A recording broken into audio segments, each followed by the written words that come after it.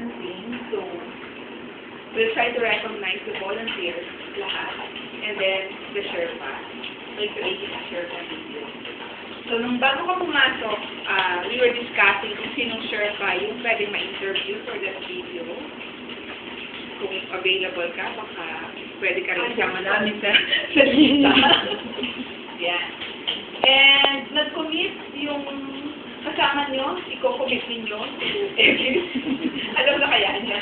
Hindi kaya na po niya. Kaya na yun? Kaya na ba? Kaya na yun. Sino mag-take ng break? Yung problem lang po, alam ko yan. Baka editing lang. Editing lang. So, ang hands-on na access sa video, siguro kung ano na lang, kung scheduling, kung paano kayo pupunta yung mga identified na interview. Tapos, para mapaghandaan nyo rin, make-up.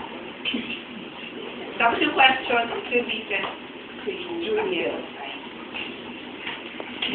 So, that will happen next week. Dapat next week. Kasi, towards the end of the week, for everything na sana. Like, sino mag-arrange po? Ano kung ano yung, ayun, yung story po. Yun na nga. Can someone volunteer for that? Actually, Abby kasi mascom din.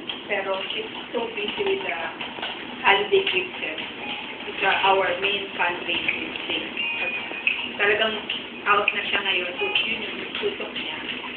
And then, Dondon and I are so busy with service. So, kung may Sherpa na pwedeng makatulong sa amin to ano talaga yung story. How do you call that? Storyline or storyboard? Storyboard.